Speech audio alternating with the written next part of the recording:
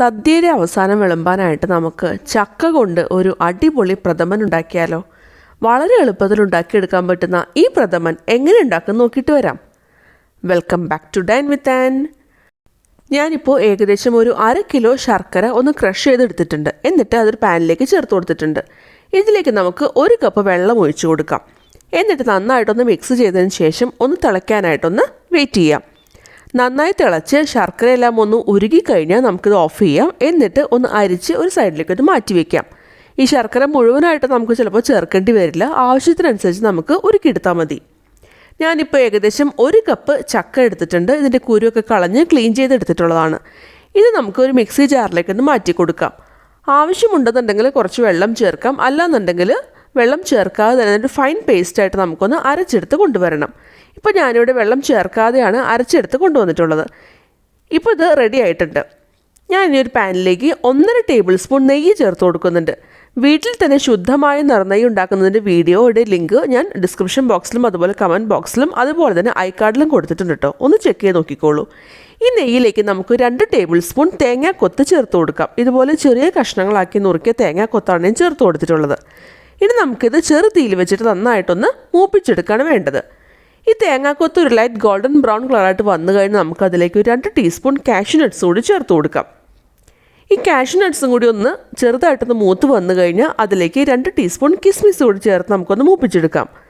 നിങ്ങൾക്കിത് 3 വേണമെന്നുണ്ടെങ്കിൽ സെപ്പറേറ്റ് ആയിട്ട് മൂപ്പിച്ചെടുത്താലും മതി കേട്ടോ. ഞാനിപ്പോൾ പണി എളുപ്പമാകാനും അതുപോലെ നെയ്യ് ഒരുപാട് ചിലവാകാതിരിക്കാനും വേണ്ടിയിട്ടാണ് കേട്ടോ ഞാനിതുപോലെ എല്ലാം കൂടി ഒരുമിച്ച് മൂപ്പിച്ചെടുക്കുന്നത്. ഇപ്പോൾ കിസ്മിസ് അടക്കം നന്നായിട്ട് മൂത്ത് വന്നിട്ടുണ്ട്. ഇനി നമുക്കിത് കോരി ഒന്ന് മാറ്റി വയ്ക്കാം. ഇനി ആ സെയിം പാനിലേക്ക് ഞാൻ 1 ടേബിൾ സ്പൂൺ നെയ്യ് കൂടി ചേർത്ത് കൊടുക്കുന്നുണ്ട്. ഇനി അതിലേക്ക് നമ്മൾ നേരത്തെ അരച്ച് വെച്ചിട്ടുള്ള ചക്ക ചേർത്ത് കൊടുക്കാം. നിങ്ങൾക്ക് എത്രത്തോളം പായസം ഉണ്ടാക്കണോ അതനുസരിച്ച് നിങ്ങൾക്ക് ചക്ക എടുക്കാവുന്നതാണ് കേട്ടോ. ഇനി നമുക്കിതൊരു മീഡിയം ടു ലോ ഫ്ലെയിമിൽ വെച്ചിട്ട് ഒരു 15 മിനിറ്റോളം നന്നായിട്ടൊന്ന് വഴറ്റിയെടുക്കുകയാണ് വേണ്ടത്.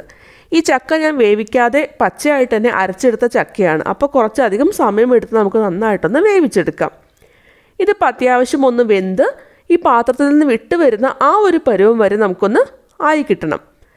ഇനി നമുക്കതിലേക്ക് ആവശ്യത്തിനുള്ള ശർക്കര പാനി ചേർത്ത് കൊടുക്കണം. ഞാനിപ്പോൾ ആദ്യം ഏകദേശം 1 കപ്പ് ശർക്കര പാനി ചേർത്ത് കൊടുക്കുന്നുണ്ട്. നമ്മൾ നേരത്തെ ഉരുക്കി അരിച്ച് വെച്ചിട്ടുള്ള ശർക്കര പാനിയാണ്. എന്നിട്ട് നന്നായിട്ടൊന്ന് മിക്സ് ചെയ്തെടുക്കാം. ഇനി നമുക്കിത് ചെറു തീയിൽ വെച്ചിട്ട് നന്നായിട്ടൊന്ന് വഴറ്റിയെടുക്കുകയാണ് വേണ്ടത്. ഇത് കുറച്ച് നേരം ഒന്ന് വഴന്നു കഴിഞ്ഞാൽ ഒന്നുകൂടി ഒന്ന് ടേസ്റ്റ് നോക്കാം. വീണ്ടും മധുരം ആവശ്യമുണ്ടെന്നുണ്ടെങ്കിൽ നമുക്ക് ചേർത്ത് കൊടുക്കാം. ഞാനിപ്പോൾ കുറച്ചുകൂടി ശർക്കരപ്പാനി ചേർത്ത് കൊടുത്തിട്ടുണ്ട് കേട്ടോ. നമ്മൾ ഇതിലേക്ക് തേങ്ങാപ്പാലൊക്കെ ചേർക്കുമ്പോൾ കുറച്ചുകൂടി മധുരം എന്തായാലും വേണ്ടി വരും. അപ്പോൾ ആവശ്യത്തിനനുസരിച്ചിട്ട് നമുക്ക് മധുരം ചേർത്ത് കൊടുക്കാം. ഇതിപ്പോൾ അത്യാവശ്യം ഒന്ന് തിളച്ച് ചെറുതായിട്ടൊന്ന് കുറുകി വരാനായിട്ട് തുടങ്ങുന്നുണ്ട്. ഇനി ഇതിലേക്ക് ഞാൻ 4 കപ്പ് തേങ്ങാപ്പാൽ ചേർത്ത് കൊടുക്കുന്നുണ്ട്. ഒരു തേങ്ങയിൽ നിന്ന് എടുത്തിട്ടുള്ള തിന്നായിട്ടുള്ള, അതായത് 2ാം പാലെന്ന് പറയുന്ന തേങ്ങാപ്പാലാണ് ചേർത്ത് കൊടുത്തിട്ടുള്ളത്. നമുക്ക് എത്രത്തോളം പായസം ആവശ്യമുണ്ടോ അല്ലെങ്കിൽ എത്രത്തോളം കട്ടി പായസത്തിന് വേണോ അതനുസരിച്ചിട്ട് നമുക്ക് ചേർത്ത് കൊടുക്കാവുന്നതാണ്. ഇനി ഞാൻ നന്നായിട്ടൊന്ന് മിക്സ് ചെയ്ത് കൊടുക്കുന്നുണ്ട്. നന്നായിട്ടൊന്ന് തിളച്ച് വരുന്നവരെന്ന് വെയിറ്റ് ചെയ്യാം. ഹൈ ഫ്ലെയിമിൽ വെച്ച് നന്നായി തിളച്ച് വന്നു കഴിഞ്ഞാൽ നമുക്കിത് മീഡിയം ഫ്ലെയിമിൽ വെച്ചിട്ട് അത്യാവശ്യം ഒന്ന് കുറുകി വരുന്നത് വരുന്ന് വെയിറ്റ് ചെയ്യാം. അത്യാവശ്യം ഒന്ന് കുറുകി വന്നു കഴിഞ്ഞാൽ നമുക്കിതിലേക്ക് ഒരു 1/2 കപ്പ് തലപ്പാൽ കൂടി ചേർത്ത് കൊടുക്കാം. ഇനി ഇതിലേക്ക് ഒരു 1/4 ടീസ്പൂൺ ചുക്ക് പൊടിയും അതുപോലെ ഒരു 1/4 ടീസ്പൂൺ ഏലക്ക പൊടിച്ചതും കൂടി ചേർത്ത് കൊടുക്കുന്നുണ്ട്. എന്നിട്ട് നന്നായിട്ടൊന്ന് മിക്സ് ചെയ്യാം. നമുക്കിനി ഇത് തിള വരുന്നതിന് മുൻപായിട്ട് ഫ്ലെയിം ഓഫ് ചെയ്യാം. തലപ്പാൽ ചേർത്ത് കഴിഞ്ഞാൽ ഒരിക്കലും തിളയ്ക്കാൻ പാടില്ല കേട്ടോ. ഇനി ഇതിലേക്ക് നമ്മൾ നേരത്തെ വറുത്ത് വെച്ചിട്ടുള്ള കാഷ്യൂ നട്ട്സും അതുപോലെ കിസ്മിസും തേങ്ങാക്കൊത്തും അതിൽ നെയ്യോട് കൂടി നമുക്ക് ചേർത്ത് കൊടുക്കാവുന്നതാണ്. ഒന്ന് ടേസ്റ്റ് ചെയ്ത് നോക്കുക. ഇതിലേക്ക് ഏലക്ക പൊടിച്ചതും അല്ലെങ്കിൽ ചുക്കുപൊടിയൊക്കെ ആവശ്യമുണ്ടെന്നുണ്ടെങ്കിൽ അതുകൂടി നമുക്ക് ചേർത്ത് കൊടുക്കാം. ഇനി നമുക്കൊന്ന് മൂടി വെച്ചിട്ട് ഒരു 5 മിനിറ്റ് ഒന്ന് വെയിറ്റ് ചെയ്യാം. ഈ പായസം നന്നായി ചൂടാറിക്കഴിഞ്ഞാൽ നന്നായിട്ട് കുറുകി വരും കേട്ടോ.